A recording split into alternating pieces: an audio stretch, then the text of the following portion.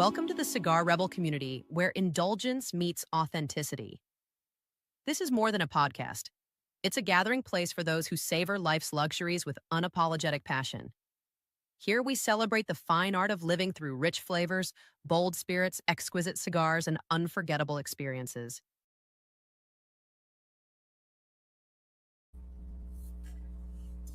Welcome, Cigar Rebels, to the podcast. I'm Mel. And I'm Kevin, and we're coming to you live tonight with an episode titled Looking Back at 2025 and the Road Ahead. I'm excited about tonight. Yes, I'm excited too. It really feels like every year is going faster than the last one, and we're already at March already. I can't believe it. Absolutely. It's just so crazy. We were holding out to actually get a little bit more data around imports and some of those details before we did the 2025 review, but we really just can't hold out any longer because, like Mel said, it's March, and it absolutely is mind-boggling that we're here. And so what it really means is tonight we're going to take a look back, we're going to take stock, and we're going to get into a little bit of information around the imports, the tariffs, cigar sales, sizes, all those crazy things. Yes, I'm super excited about the whole episode. But first, let's talk about what we're smoking. Yeah, what are we smoking tonight, Mel? So tonight we are smoking the Lure Cigars Fat Tony. So it has a Corojo Oscuro wrapper, a Nicaraguan binder, and the Nicaraguan and Jalapa fillers. Yeah. So I'm excited about the cold draw and about lighting this up. Yeah, absolutely. So what are you getting on the cold draw tonight, Mel? It's been a long time since I've had one of these, so I feel like I'm almost tasting it with a fresh palate. I definitely get some, maybe a little bit of earthiness or a little bit of barnyard on the cold draw. Yeah, on the aroma to this cigar, there's that earthiness, there's a mild sweetness to it. Also, when I really take a cold draw, I get hints of earthiness and I get hints of kind of a zest, like a slight light pepper almost. I could see that. For those of you guys smoking along with us, feel free to drop in the comments what you are getting on the cold draw. And Rebels, don't forget tonight while we're going through our podcast to cut light and settle in. I'm excited about this episode. Yep. So we're going to go and light our cigar, which is brought to you tonight by Big Sky Cigar Company. Back in 1905, under Montana skies, 100 satin factories rolled smoke for a while. Reminders of ranchers' life, one and grin. Now Big Sky Cigar is bringing that spirit back in. Yellowstone River to the bold bighorn flow. Madison, Beirut, like what we know. And leave from Nicaragua. San Andres to the Ecuador rolled. And every box soul helps our veterans men. With warriors and quiet waters, we lend a friend's hand. It's heritage burning in every draw. Big Sky Cigars, Montana's pride and law. Big Sky Cigar, where heritage flows with every draw. Find your rare at Big Sky Cigar to pop. Ask your local tobacconist about Big Sky Cigars today. If they do not carry them, shops can reach out to Brad Frazier to set up new accounts.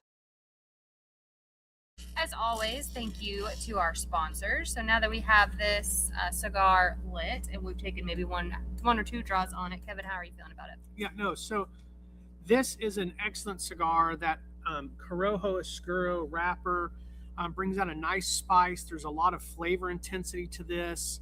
We're going to get into flavor intensity, and next week's show we have those notes pretty much developed. So we're excited to jump into that.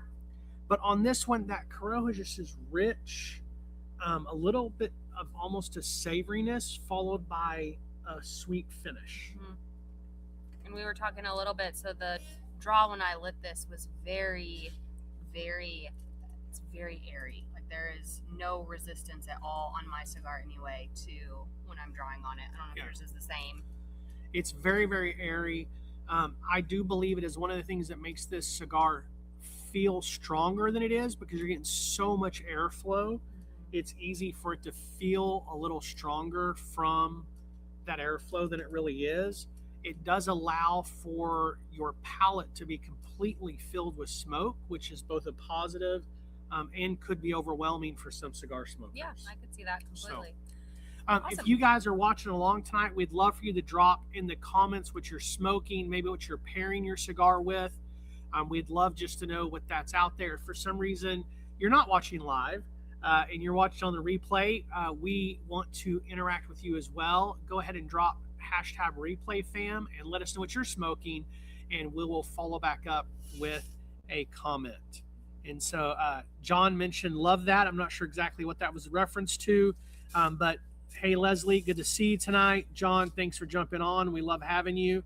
And so the love that I'm going to take is the airflow and how it's kind of almost filling in or maybe overwhelming your palate. But it's definitely one of those things. If you've not had a Fat Tony by Lure or any of the Lure cigars, Lou's a great guy. It's a newer company. We met them about January of last year and then met face-to-face with him at PCA last year.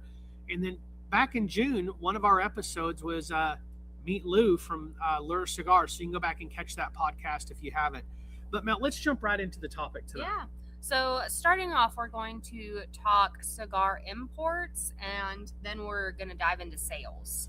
Yeah, and although predictions were all over the place for 2025, based on the data that we were seeing through Q3, it really looks like 2025 turned out to be a pretty good year for imports. Yeah, I would agree.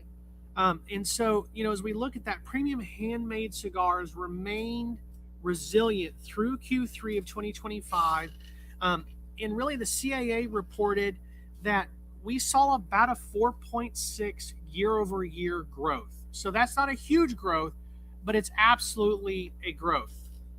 Yes, and I think also to provide some context here on the premium handmade cigar import numbers from 2021 through 2024, per the CAA's estimated yearly imports of the premium cigars for the U.S. consumption, units in the thousands shows in 2021 there was about 453.9 million. 2022 was about 464.4 million. 2023 was that 426.3 million, and then 2024 is that 430 million. Yeah, I mean, when you think about those numbers, they're absolutely huge. And so we look back to 2024 was 430 million, right? Yes. Looking at 2025 year to date through September, we saw, well, here's the deal. Q4 numbers aren't in yet. So we don't really know what the final number is. They've not been publicly published or widely distributed at this point. So January through September numbers came in at just over 318 million units coming in the United States.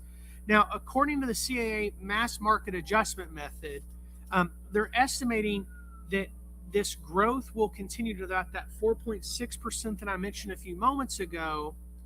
And so we're going to see and break the 400 million barrier for the 5th year in a row, which I don't know about you rebels out there, but 400 million cigars coming and importing to the United States seems like an astronomical number. Yes, it seems like a lot. And I feel like we smoke a lot of cigars, but nowhere, we don't even make a dent in that overall number.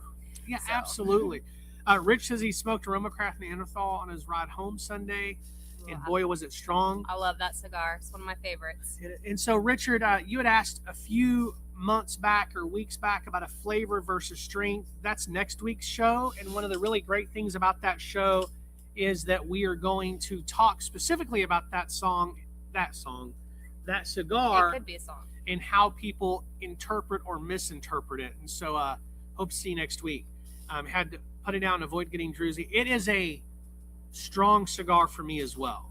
Yeah, I love it. So going back to what you were talking about, so the practical interpretation would indicate that Q4 decides the headline. And the trends and the expert commentary suggest that if 2025 continues at its trajectory here, the U.S. imports could again top 400 million units for the 5th consecutive year in a row. Yeah, I said, it's just, I jumped ahead a few moments ago, but it's really crazy because until the CA goes through and handles their method and we get those exact Q4 numbers released, we don't really know, right? Yeah. I mean, for you rebels, and here's the thing, we don't want to bore you guys with all the numbers and statistics tonight, but we feel like having some of these upfront numbers really gives us the basis to have a better conversation as both consumers, as industry professionals. It really is one of those topics that we felt like rebels out there deserve to hear a little bit about. And so, in summary, what Mel and I were just talking about import-wise is Q3 import totals that are available is about 318 million cigars, handmade cigars, premium cigars through September, an astronomical number. Q4 numbers are not released yet until the CAA does all of their validation and gets that data to us. Industry expectations based on Q1 through Q3 is that we're going to see that 400 million plus number again, but it's just unofficial at this point. We were really hoping waiting until March we would have that data, and watch, it'll come out tomorrow. Right. Well, then we'll have it at least for tomorrow. So the premium imports started this year down January to February. The data shows us that the premium cigar imports, they were lower than in 2024, and I would say I 100% agree with that from our experience at the beginning of 2024. And so the year was a little bit more volatile. And as Kevin had talked about, Q4 year-end totals, they have not been published yet. I'm excited to see them, but this is pretty typical in the cigar industry. Official full year numbers, they're often going to lag by several weeks or even months, as we're seeing after the calendar year ends, because the data has to be compiled, it has to be reconciled, and it has to be verified by the CAA. Yeah. And we really do try and keep our pulse on things that are happening in the cigar industry. We try and look at import data, manufacturing, the retail side of the industry. And the industry seems to be telling two simultaneous stories at the exact same time. And honestly, we're not sure which one's accurate. Yeah, I think honestly both. The data does not lie. We know that. But it doesn't always tell the entire story. So I think the real question is, what does that really mean for the future? Yeah, and Mel, it's so true because we really know one thing for sure. Imports did not fall off a cliff. Premium cigar imports remain strong. Even if it doesn't reach the 400 million mark, it has been significant this year. And one of the things that we know is looking at the data is the DR saw some growth, but the country that really saw the real growth is Honduras, which was surprising to me in some ways and not others, with the new My Father factory there, Rocky Patel there. So maybe it's not that surprising. I think it just depends. A lot of people, if Honduran is not in their palate profile, they're not going to be excited about Honduran tobacco. That's very true. But the Honduran tobacco 5 years ago even had a real earthiness, almost a dirt profile to it. Over the last 5 years, I feel like it's become really refined. I feel like they've really kind of drove their quality in a different direction. That is just, there's some really great Honduran cigars out there. Yeah, I agree with that 100%. So going back, let's go ahead and turn to some sales data here. So retailers were not screaming boom. They were really staying steady, but also very price sensitive. Absolutely. David Garofalo from Two Guys Cigars, he has discussed a few times the pandemic cigar boom is over, or at least the unprecedented rapid growth in the cigar market has ended, at least from the retailer perspective. Absolutely. And I would agree with that 100%. Yeah, we've seen it across the country. Yep. We've seen it with cigar shops we work with, cigar shops that we visit as consumers. Yes. And his first assessment was back in June of 2022. And he has discussed that the unprecedented growth has slowed since that time. Yeah, absolutely. I love in our chat right now, Mel, that Richard and the Kilt Man are talking about getting together in a few weeks at Nashua there in New Hampshire with another brother of the leaf that's really wanting to come in and smoke cigars and meet up. So I love that this is the medium, man, that we're seeing the community being built and plans being made that's not even interacting with what we're talking No, about. I love that. I love that. Thank you for honoring us with that. But I love it. And so hope that's a great visit here in a couple of weeks. Yeah, and total, this is going to be a question for you, maybe for the comments. It's not in our notes, but I was thinking about it as we were talking about how the cigar boom, of the pandemic is over. But there's also been studies shown that the younger generation is not buying alcohol like previous generations. Do you think there will be more who will turn to cigars instead maybe of turning to alcohol? Yeah, so I think that there's twofold real concern with the younger generation when you're thinking from an industry perspective. It's a great question. I'm not in our notes, so I got to shoot from the hip here for a second. I think the younger generation is chaining to coffee and boba and teas as their drink. The problem we're seeing is vapes. Yes. Vapes are sold. I saw a number the other day. It's something like 1.9 million vapes a minute are sold in the United States. My hope is people will learn and grow a little bit that that's just really horrible for you, and then maybe transition to the cigar industry. Yeah, that's. I think there's a lot of younger cigar smokers that are learning from their parents. I also think there's a lot of servicemen and women who turn to cigars while they're serving our country. Speaking of that, praying for all the men and women in harm right now with everything going around the world. Lots of devastation, and so we pray for them. But then the other thing is, I think there's a lot of people as they get their first big job. Yeah. They're meeting up with buddies instead of at a bar. They're meeting up at cigar shops. We've seen that at our lounge, where they come and they really don't drink. They may ask for a soda, but they're having a Fat Bottom Betty, or they're having a Romeo and Juliet, a Reserva Real. So there's those things that are happening in the industry. I'd love to know what you guys in the comments think. Richard said, did you see that TCA got a YouTube strike after the show ended on Saturday? I did. I was watching live and I just jumped off right before that actually happened. And then I saw the comment pop up and tried to go back and watch and see what happened, but it is gone from YouTube. I'm telling you, we are under attack in the cigar industry. Facebook has stopped recommending. So like we still go live on Facebook, but anybody in our feed and anybody who happened to be watching Reels, we would be one of them. And so we'd pick up 3 or 4 viewers every week just watching it through Reels that would stick around and subscribe, which was great growth. Now we do not land in that Reel process. If you're not subscribed to us, you will not know that we've gone live, and that's a big bummer. Yeah. And now YouTube is starting to do that a little bit. We're actually considering a potential move to utilizing X. We've been recommended by Dave a while back to think about Rumble, and I've just kind of held off, but it's tough. We're building a good audience. We've got good viewership, between 180 to 900 views, depending on the episode. We don't want to lose that audience, but it's tough, man. Thanks for bringing that up. Leslie said that I love all the friends that have gotten to know and appreciate through the cigar community. Just like last week, Dwayne and I thoroughly enjoyed hanging out with you all last week. Absolutely. We look forward to doing that again. Texting with Dwayne later, I said, next time we do it, we might have to do it in person. Yeah, that'd be awesome. So, love that. Absolutely. So as we've talked about, getting back to the topic a little bit, we've talked to shops around the country, those that we do business and partner with, those that we just like to visit as consumers, because there's a few shops that we visit as consumers that we don't want to sell our cigars to. We just want to be able to land there and be Kevin and Mel. Yeah. Not be the Elevated Humidor, not be Cigar Rebel. And as we've talked to a lot of them, they've seen decrease in sales or a decrease in demand in 2025.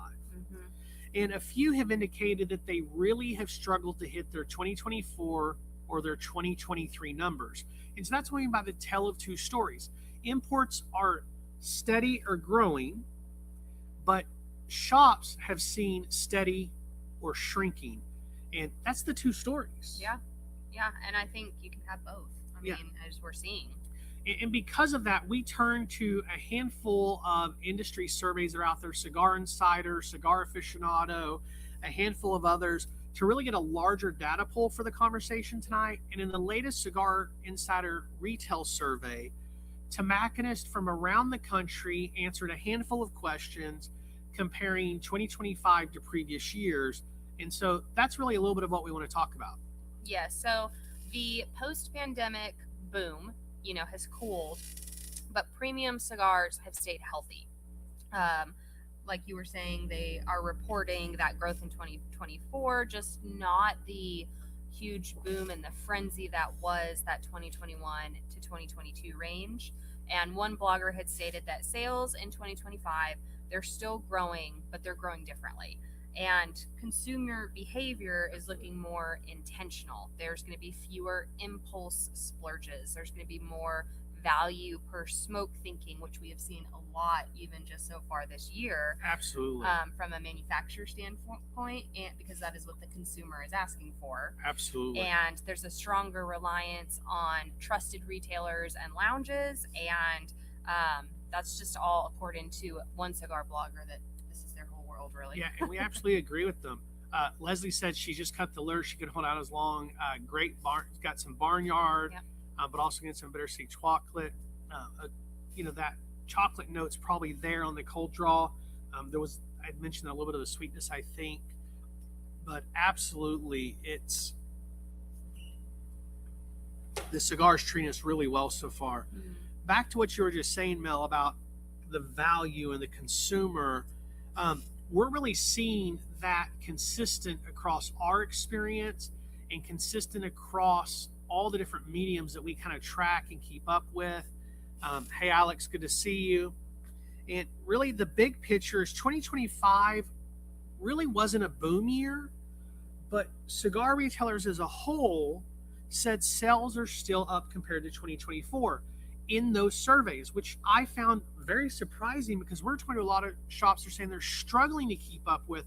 And so that creates a different set of two stories in conversation we'll get to in a second. But tell us the retail numbers based on Cigar Insider, Mel.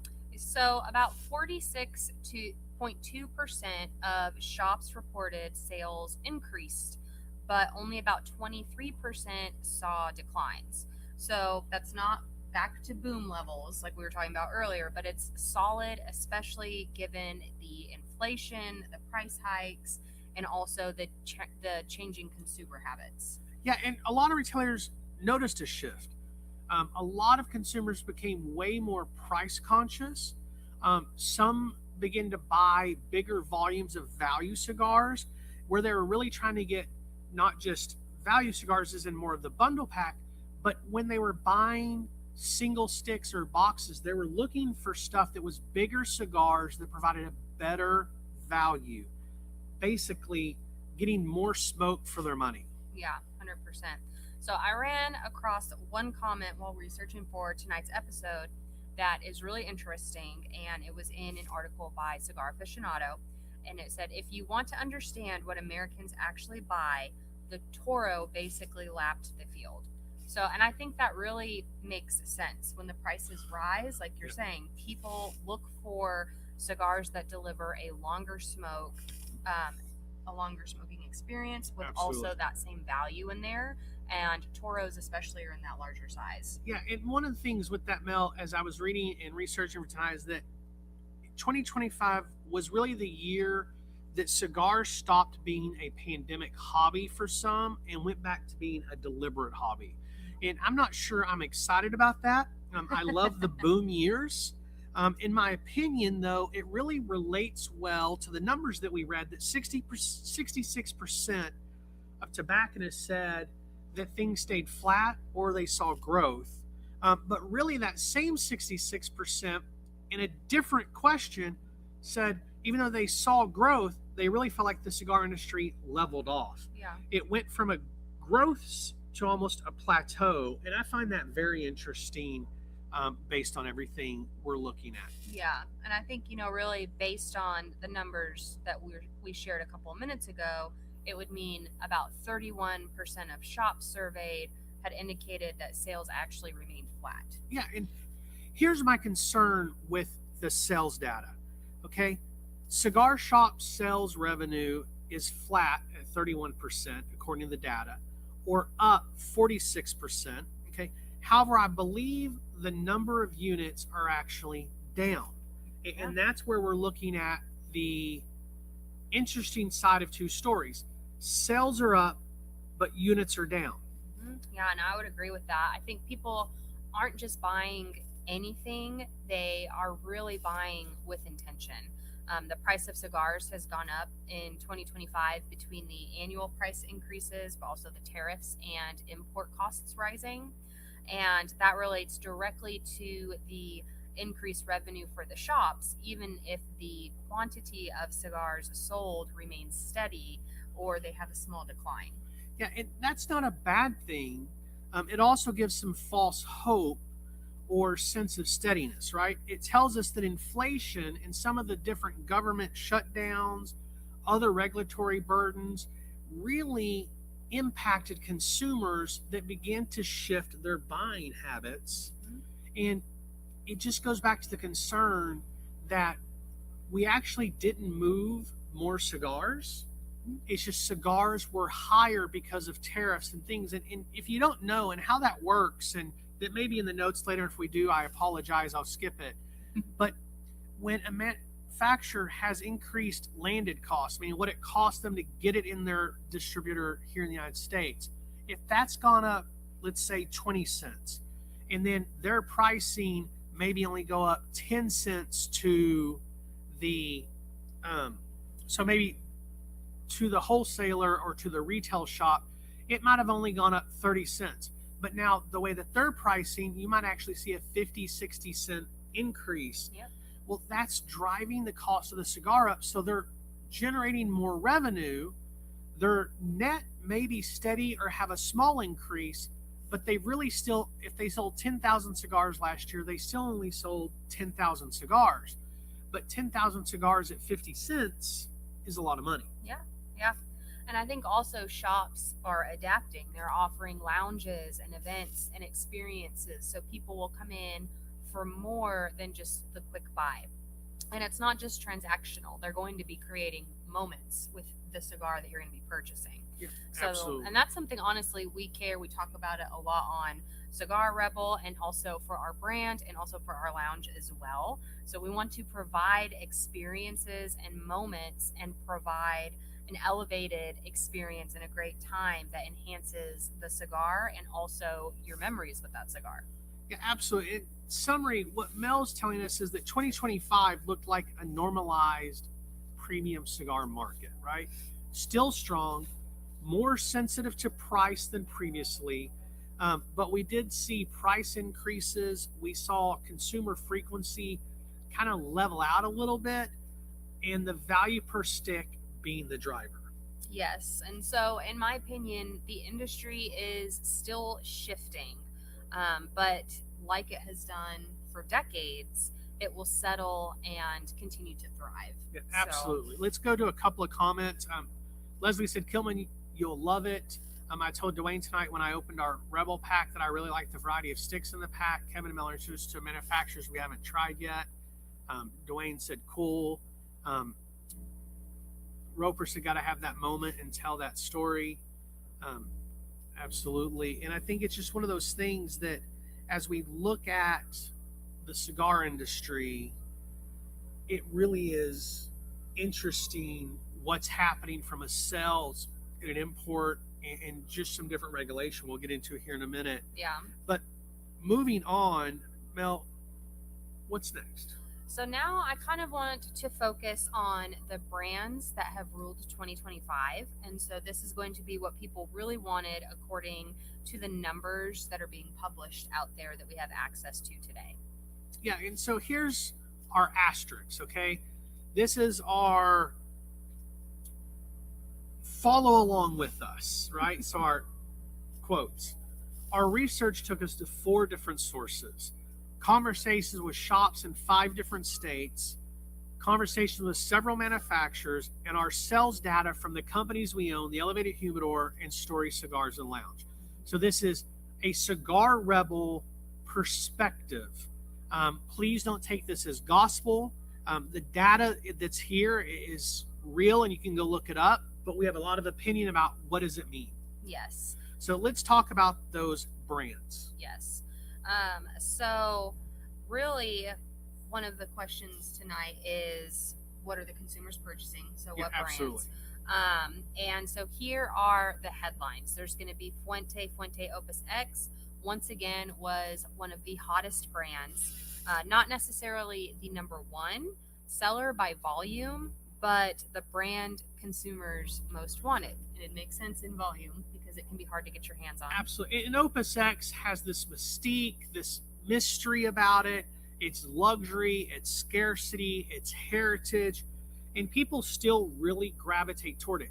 Now, here's the caveat from the Cigar Rebel perspective. Opus X at one point was a cigar. In the last, 5-10 years, there are now varieties of Opus X to the point where instead of Opus X being a cigar, it's almost its own brand within Fuente. There are so many different variations. Lost City. I'm drawing a blank for some reason. I had them all in my mind so I started talking. But there's several different brands that's its own cigar that's different, which makes the hunt even more. And they come out so rarely. They're a hot brand. Yeah. They're doing it right. They've got demand, and demand's outpacing supply. So, yeah. Hey, you want to say hi to STDs Burn Like Hell? Okay. So, said he's sober 58 days. Congratulations. Yeah, congrats. Tatuaje Black number 3 is a phenomenal, or that was the number 3 cigar from Cigar Aficionado. It's a great cigar. Yeah. So now we'll go into second place, which is Padron, and this was one of the most purchased by volume.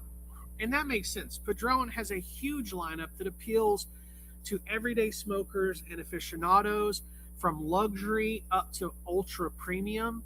And you walk into any cigar shop that's on a higher end scale, and there's a Padron section. Yeah.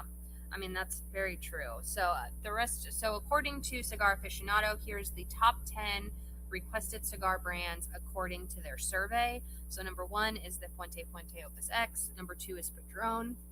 Number 3 is My Father. Number 4 is Liga Privada. Number 5 is Davidoff. Number 6 is LFD. Number 7 is Perdomo. Number 8 is Foundation. Number 9 is Oliva. And number 10 is Plasencia. Yeah, absolutely. The interesting thing about that list is those are all high volume heritage. Looking back at the 2024 versus 2025 list, those cigars really remain the same. What's really sought after, what's being purchased, and the hottest brand and the most by volume shift a little bit depending on how you rate that list, but it's really the same cigars on there. Yes. And he asked about, got the number 6 Rocky Patel, but haven't smoked it. I've definitely smoked that cigar. It's excellent. What we're smoking tonight is the Fat Tony by Lure Cigars. Several others are smoking other things, watching along. And so 2 of the 10 are in our rotation based on that list. I agree. The only thing that I got really disappointed by, and Kiltman and Leslie, Richard, all of you guys will appreciate this, is there's nothing by United on that list. And I think if we're really honest, there's a lot of those cigars in demand. It really is just a volume game in the number of shops and the way Oliver and United curate partnerships versus just selling anybody that'll sell. Yeah. And so that's really the only reason I think they're probably not on that list, but I really, really love it. Yeah. And so one of the things about these brands is they really have spent years building their infrastructure, their consistency, and also their reputations. So there are some brands that are in hot demand and impacting the industry, not included in that list as well. Yeah, and one of those brands is one that many of you guys know and love, which is McAuliffe Cigars and their Color Series. The $10 or lower price for the Robusto and the Toro size took aim directly at the consumers seeking out and looking for value. Yes, 100%. The Color Series is an excellently crafted premium cigar line that would that I would not categorize really as a value brand at all. It's a very high value cigar based at a remarkable price point, and it's created the McAuliffe effect, according to David Garofalo. Yeah, and a few cigar companies have followed suit and created their own $10 or sub $10 cigar. What I think the major difference is, in a lot of these other cigar brands, the $10 or under cigar is a value offering of their brand, whereas with McAuliffe, the Color Series is the brand. Yeah. And that doesn't mean that they're not great cigars. It's just a very different approach. Yeah, I mean, I think that's a great point. It also makes me think of our brand. So the Elevated Humidor, we have always strived to maintain around that $10 price point, with a couple of our cigars creeping up to around $13. We had someone once tell us we needed an expensive cigar, like a $30, $40, $50 cigar in our line. Yeah. And we're not going to pull that trigger. So, like, additionally, like our value line, we've talked about it a couple times, our Garage Force, that lands between $3.50 and $5.50 a cigar, depending on the Vitola you are choosing from, either the Toro or the Gordo. Yeah, and last week, Dwayne and Leslie were on the show, and that we all smoked the Elevated Humidor House Blend Maduro Corona, and they were both like, man, this is a $10, $12 cigar, I think, something like that. And Dwayne was like, it needs to be in my rotation. And that's a $7 cigar, and we want to take aim at that value smoker as well. So great points, Mel. I really think that really also set up a great lead into pricing, right? Looking at 3 different pricing polls, over 90% of retailers have indicated an increase in pricing. Many are citing tariffs, regulation, and import costs as the driving force to price increases. Yes. And so the tariffs impacting manufacturers and distributors who bring the product into the United States are driving up that wholesale price. And that in turn is going to push up the price at your local shop. Yeah, absolutely. And there are a few companies who have really eaten the price increase from the tariffs. Others have really increased it at a 1-to-1. Some have indicated the new price is here to stay, while others have said when the tariffs or pricing goes down, that they'll lower the cigar back down, but they're really waiting to see how it all shakes out. Yes. So the companies like Dunbarton, Tobacco and Trust, and the Elevated Humidor, we have eaten the tariffs thus far to watch and see. And I think I had one person one time who was asking me, it was probably about 6 months ago, at a lounge, what we were doing to keep the prices from increasing. And I was honest with him. We have redone a lot of stuff in our line from the packaging side to make sure that we're not passing on any increased costs to you guys that we don't have to. Yeah, absolutely. And it really is a really difficult piece to look at. Talking about brands out there, Leslie mentioned in the pricing list, no JC Newman, no Elevated Humidor. Did they get the list from a nursing home, which was hilarious. She'd mentioned that the house blend was incredible. Roper said that he loves the house blend. Mentioned the factory smokes, the 325 cigar. Absolutely. I've smoked dozens of those in my time. Moving a little bit back to tariffs and everything that's going on with that. As many of you guys know, the Supreme Court shot down President Trump's ability to impact the tariffs just about a week ago. And within hours, there was a different ruling that actually made a 10% tariff. And so there's still a lot of uncertainty of where that's really going to land. We don't know which level it's going to happen. He had mentioned wanting to go up to 15%. Others have said, hey, maybe we can settle at 8%. I've heard so many different things from the industry partners that we have to regulatory partners that we've talked with. There's just a lot of uncertainty. Yeah. And so, like I said, up to this point, we've eaten that from our perspective. And on 2 cigars, we did a small price increase because they were new cigars. And it was like, okay, we thought about introducing it at X, and instead we introduced it at X plus 28 cents. Yeah. because we just had to. We still ate some, but we couldn't eat everything, and that had not been on the market, so we felt like that was okay to do. Yeah. But on the stuff that's been on the market, we're just eating because I really thought, and I heard Steve Saka from Dunbarton talk about this, that things would really level out by June or July of this year. I still truly believe that. And there's these guys that have been in the industry way longer than we have. And it's just wise to watch and see what they're doing because they've ridden out these regulatory things more than we have. Yeah. So moving beyond the imports, the sales, and the tariffs, let's go ahead and talk about vitolas. So which size, and feel free to guess in the comments as well, what size do you think ruled the year for 2025? Yeah, and I'd love to hear from Kiltman what his thoughts are because he's on the floor every day. Stogie Bros is on the sales floor every day. But 2025, by the numbers, 100% Toros are the winner. Yeah. No questions asked, bar none. Yeah, that's going to be according to retailers. The Toro, which again is typically going to be 6 to 6.5 inches with a 50 to a 56 ring gauge, was the best selling size by far. Yeah, and I was blown away, and I'm cutting you off there, I apologize, but I was blown away that Cigar Aficionado, in one of their articles, said 5.5 to 6 3/4 was a Toro, and 48 up to a 59 was a Toro. And I feel like you're covering a lot of other cigar sizes in there. Yeah. And again, they've really been there a whole lot longer than I have, but it's definitely impactful, right? Yeah. Leslie said most people have a budget. If I'm going to spend $100 on cigars, I'd much rather have 10 cigars versus 5 or 7.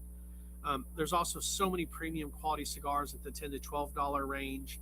Leslie, we could not agree more. Christopher Clark said Smoking McAuliffe, what an excellent cigar. Yep. Loves being outside in the Color series. Roper says he sells more cigars than anything by far. More Toros. Or more Toros. Yeah, Yeah. you said cigar. I mean, Cigar. cigar is It is cigars. a cigar. It is, Cigar. yeah. Sorry. Jumping ahead, not reading. Yeah. And then Leslie said, ding, ding, ding, I guessed it right. I win the Ladybug ashtray. Or Yes. we can probably hook you up with something like that. Yeah. And then I'm going to smoke the Rocky Patel green this morning and watch the blood moon. Yeah, it's a full moon here. It's beautiful. Yep. Evening, Jason. Glad you're on. And so it's interesting to note Toros were the best selling for 2025, but previous years, the Robusto has won the day and the years for that. Yeah, and that doesn't really surprise me. I'm a Robusto first preference. I really love Robustos. But some of this transition is about value, right? Mhm. Bigger cigars last longer, and when folks want more cigar per dollar, the Toro delivers. Right. And some people purely want the more cigar for your money. So Gordos should be winning the day, but they're not. Robustos also did well, but Toros are just dominating. Yeah, absolutely. And Churchills and Coronas are loved by purists, and we know people who love the petite Coronas, the smaller sizes, all of those things. But retailers really have made it known, or should I say consumers have made it known, that they're looking for value and the best value per cigar. And I think that's why Toros are really winning.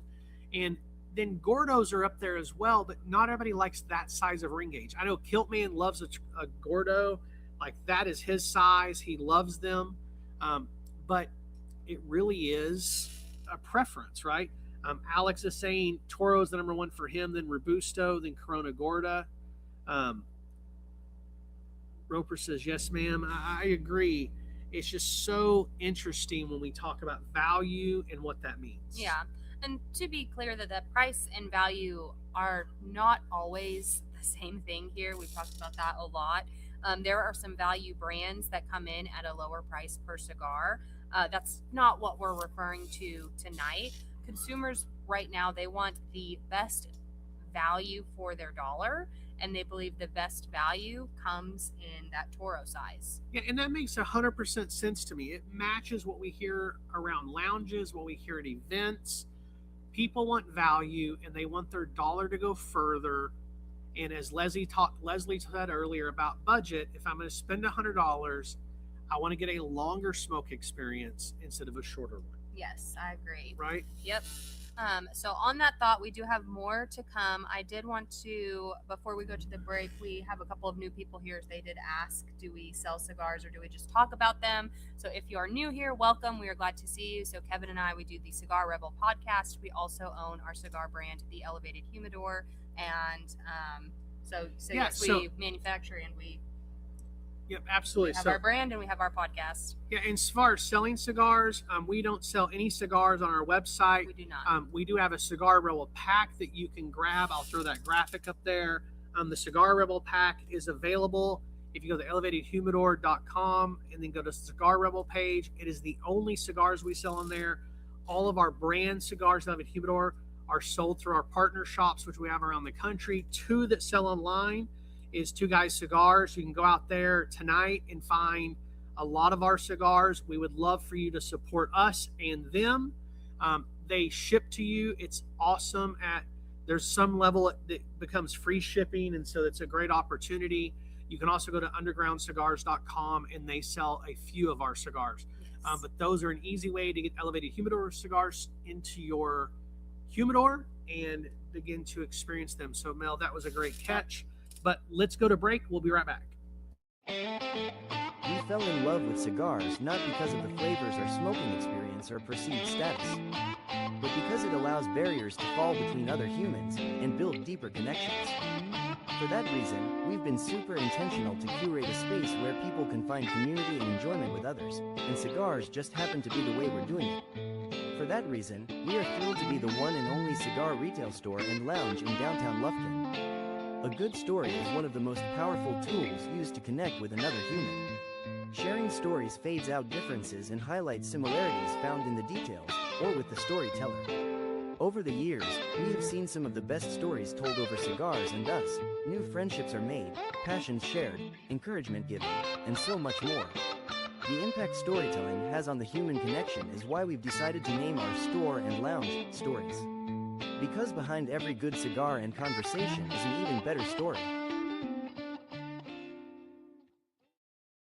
As always, thank you to our sponsor. Before we get back into tonight's topic, let's take a look at our upcoming shows. Yeah, coming up next week on March 9th is Cigar Strength versus Flavor Boldness, a deep dive into flavor intensity versus strength.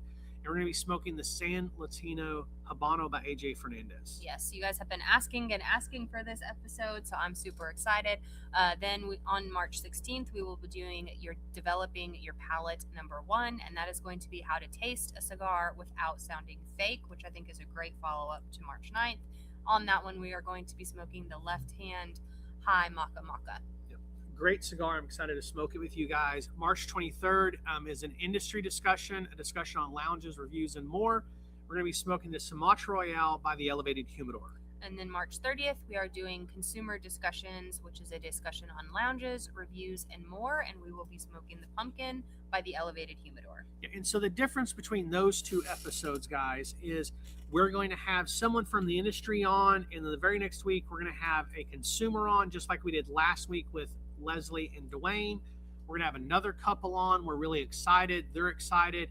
And just to talk about their cigar journey, how they got into cigars, where they enjoy cigars, and what cigars they like to smoke, because we really want to hear from consumers what's going on in their life, in their minds, how cigars became a part of their life.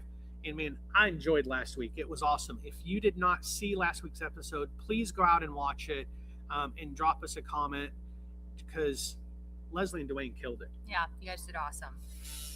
So also, if you have not yet, make sure that you click the subscribe button below and follow us on social media to make sure you don't miss an episode, and you can catch up on anything that you might have missed. So Mel, what are you thinking about this Fat Tony by Lure Cigars? We're about halfway through.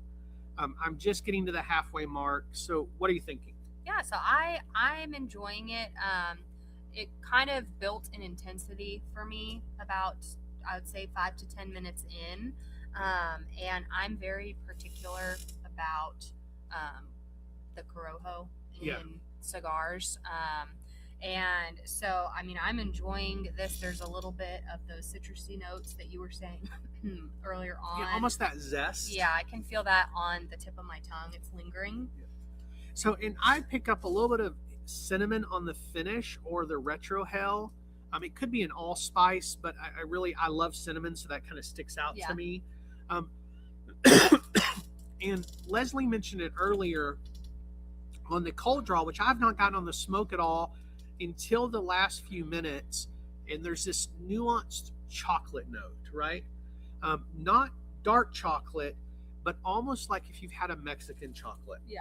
Like there's a little bit of spice to it. Mm-hmm. You know what I mean? Like we're in a chocolate shop a few weeks ago, and we're trying different chocolates, and they had this spiced chocolate. That's what this tastes like to me. I don't get chocolate notes. It doesn't taste chocolatey. It's just that nuance. Yeah. Does that make sense? Yeah, 100%. Very true. I will say it's kind of transitioned for me a little bit, but it was about at the first third transition of the second third, there was a little bit of a fruitiness there. And so not as a sweetness, just as a on the finish. And so I felt like this cigar is bringing a lot of complexity. Lur's done a great job developing those. Leslie says like an abuela hot chocolate. That's great for sure. And Chris said he likes the middle third of a cigar. To me, Robusto gets there at the perfect time. I agree 100% with that. And then getting some white pepper on the retro. And so, Leslie, I think that white pepper to me sometimes is that citrus zest. I think here in the United States, we highly define pepper, which is really sometimes more of a zest. And I think we mix that up a lot. I'm not saying you are. I do for sure.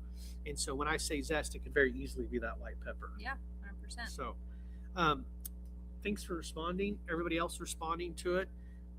Let's get a little bit back to the topic. We've just got a few more minutes here. We're already almost at time. What does all this really mean for smokers in the industry? What do these charts really mean? Yeah.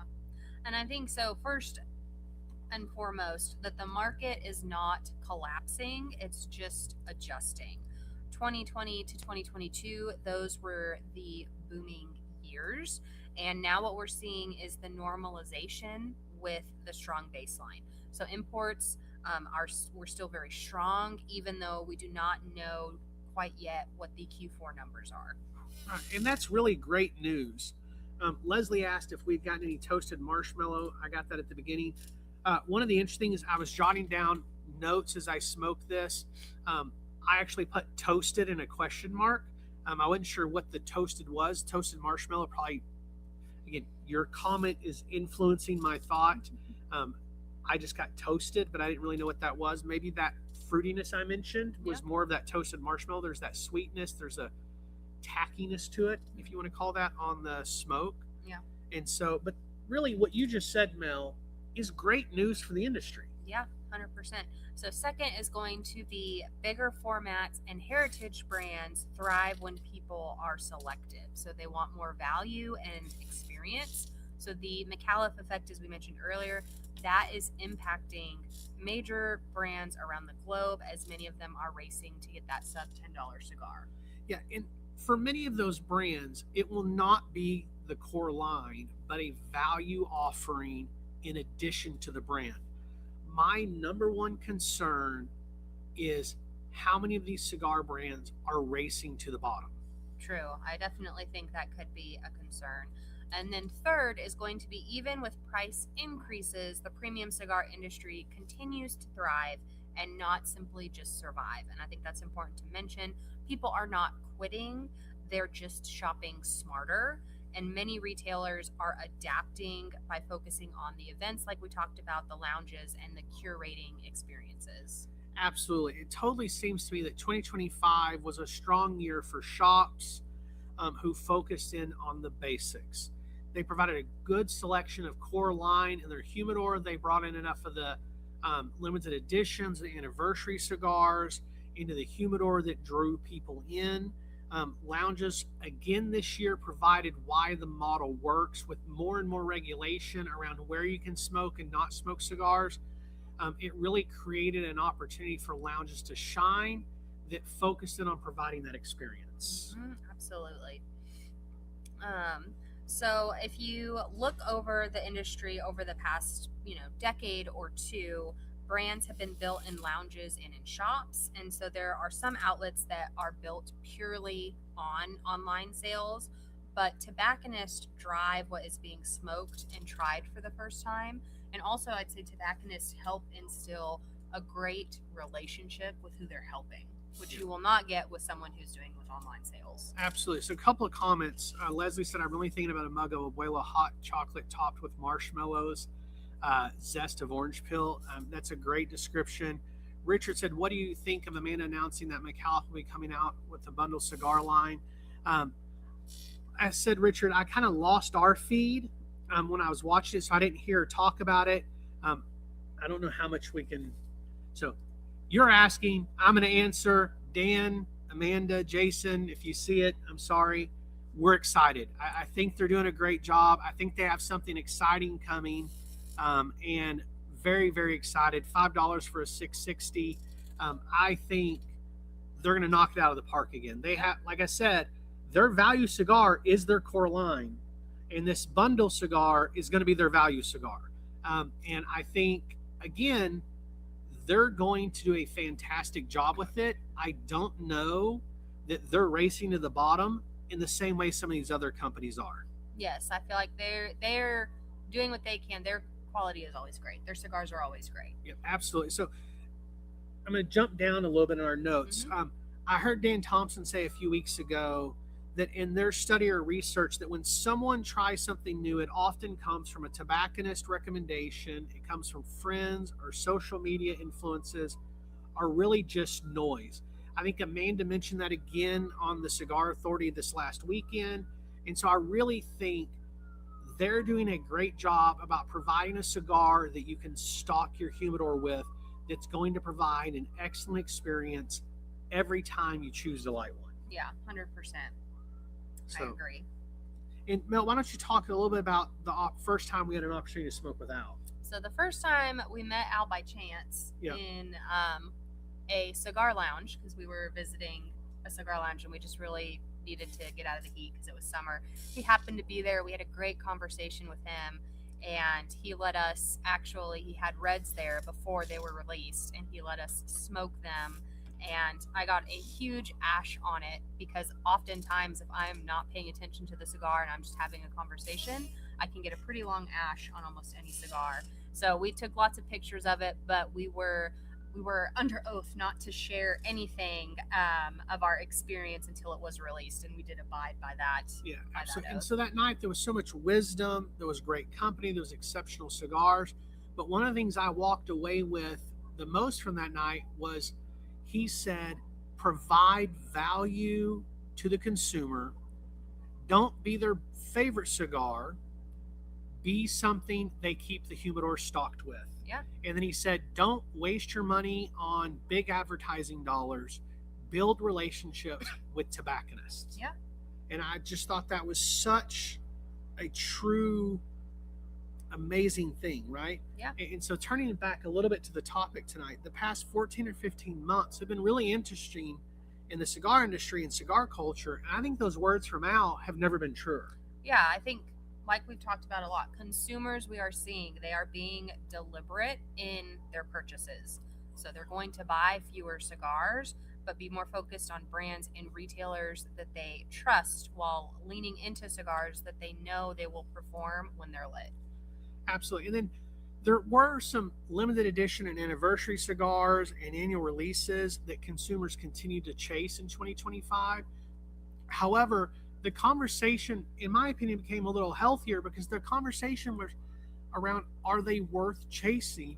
Are they worth the value? Or are they simply being chased because they're limited edition and anniversary cigars? Are they something worth smoking? Or are they simply just filling up my humidor? Right. Yeah. I mean, and those are great questions. Yeah, so Mel, why don't you tell us a little bit about the limited edition released in 2025 that kind of stood out according to what we've talked about at our shop and what we've heard from consumers? So there were a lot of limited releases in 2025, but the ones that stood out, of course, is going to be the Amazon Basin 2025. We got some of those in our shop. They sold out within the first night that we had them. There is the Amazon Basin Dagger. That is a new format released in 2025. The Crown Heads Blood Medicine 2025. The Olivia Series V Melanio 2025 Limited Edition. The Deadwood Sweet Jane Dia de los Muertos 2025. It's a great name. Yeah. And then Two Guys Cigars 40th Anniversary Cigars. The Padron Ruby Red was excellent. Perdomo 40th Anniversary Edition was excellent, of course. Got to throw those out there because I thought they were amazing. And then Atabay, the Two Guys Collection 40th Anniversary Edition, also great. All of these have been great cigars, but I remember, I think, too, because we were in New Hampshire when we smoked some of these, some of their limited editions, it probably... Yeah, so we were blessed to smoke Ruby Red the week that it came out. We were in New Hampshire. We were at the Cigar Authority live taping or filming, whatever you want to call it. And then after the show, we got to smoke the Perdomo with Dave and some of the guys at the shop. And it was just absolutely fantastic. My only regret is I bought a few boxes of each. I didn't buy more. Yeah, absolutely. We've only got a couple of each of them because I was enjoying them so much. I was smoking them. Something that you might need to know about myself, particularly Mel kind of follows along with me. We are not collectors. We are smokers. Yep. I have a hard time aging stuff and keeping it. If I smoke it, it's good. I'm going to really continue to smoke that. There are 3 limited edition cigars that came out last year that didn't make any list, but did make some lists that I felt like we need to throw in here tonight. The first one is Duality. Duality was the first limited edition cigar that the Elevated Humidor ever released. It sold out in less than 6 hours. And so it was an absolutely amazing, and we are actually releasing that cigar again here in a few weeks in 2 different Vitolas. Last year it was just in a 4x60. This year it'll be in a 4x60 as well as a Toro, in line with our conversation tonight. The other 2 cigars was the Pumpkin 2025 limited edition by the Elevated Humidor. Also sold out, and it actually landed a 90 plus rating from one review group. And then Autumn Night, which actually made it onto One Lounge's and One Cigar Reviewer's top 7 of 2025. All 3 of those cigars are being re-released this year in the exact same blend. They're actually already made. They're just aging, so they have an extra year of age on them. And we're really excited about that. So really looking forward to this year and what we're looking ahead. Yeah. So we've covered a lot of ground tonight. I agree. We have. There's so much information. If you try to keep 2025 and compact it into 1 hour episode podcast, there's so much to talk about. So let's do this really quick. I want to talk about 3 different quick regulations. We're over time by a few minutes. We may go 10 minutes long, but I think it's worth talking about the legal and regulatory environment, Mel. Yep. Let's just hit that real quick. Yep. So the legal and the regulatory environment remained unsettled throughout the year. On January 24th of 2025, the DC Circuit largely upheld the vacatur of FDA's deeming rules as it applied to premium cigars, while the case for further consideration of the definition itself. Sorry, and remanding. I don't know if I spelled it right. I apologize. Yeah, So she's reading this section because it's really difficult. It's a lot of regulatory junk. Yeah, and I don't want to say the wrong thing about the regs. So in the interim, the FDA confirmed it would continue operating under the district's court's definition. The central issue remains the definition of a premium cigar. That definition determines regulatory treatment. It draws the line between a distinct category and a broader tobacco controls. So until that is finally settled, regulatory uncertainty remains embedded in the market. Yeah, and so this was a victory in some ways. It removed some regulations. It allowed the cigar industry to move forward in a really good way. However, the battle was won. The war is ongoing. And then also we saw in 2025, October of last year, how California intensified its enforcement of its unflavored tobacco list requirements. This is where every cigar by brand and by Vitola has to be regulated, and it's astronomical. At one point, it was $1,000 a cigar. Sometimes it came down to 300 or 400. I'm not sure exactly where it landed. Thankfully, we don't sell anywhere in California at the moment, so we don't have to deal with it. Not fortunate that we don't sell there, but fortunate we're not having to deal with it. But the concern is both procedural and practical, because we all know that these regulations that start on the coast move inward at times. We also know that once a state does something, it really runs all over. And so it's a very interesting scenario. Martin, glad to have you with us tonight. We really do not want to see this shift continue to happen. There's other ones out there. Just was one of the ones that was kind of egregious, right? And then, Mel, what about tariffs introduced in a layer? Yeah, so tariffs, those put some cost pressure into the U.S. premium cigar market. I think everybody felt that, primarily affecting importers and distributors who operate at the front end of the supply chain.